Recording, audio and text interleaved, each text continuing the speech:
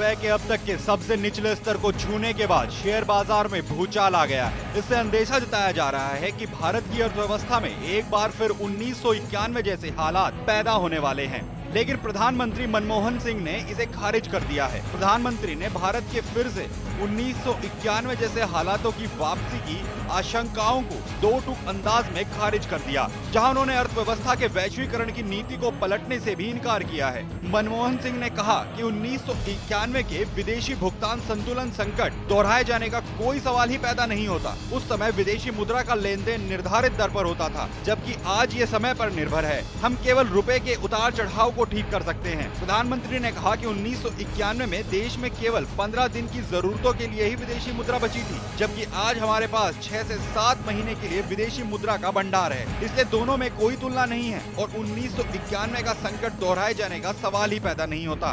गौरतलब है कि प्रधानमंत्री स्वयं 1982 से 1985 के बीच रिजर्व बैंक के गवर्नर रह चुके हैं। प्रधानमंत्री मनमोहन सिंह ने शनिवार को कहा कि आर्थिक नीति निर्माण पर नए सिरे से विचार करने की आवश्यकता है और भारतीय रिजर्व बैंक को चाहिए कि वो वैश्वीकृत अर्थव्यवस्था के सामने खड़ी वित्तीय बाधाओं को ध्यान में रखते हुए अपनी मौद्रिक नीति की समीक्षा करे। वहीं जिस तरह आज रुपया डॉलर के मुकाबले लगातार गोते खा रहा है, हमारी अर्थव्यवस्था दिन ब दिन बीमार होती जा रही है। उससे तो प्रधानमंत्री का ये आश्वासन कि 1991 जैसा संकट नहीं आएगा महज एक खोखले दावे के अलावा कुछ और नहीं लगता। दर्शन न्यूज के लिए कमल सिंह की रिपोर्ट।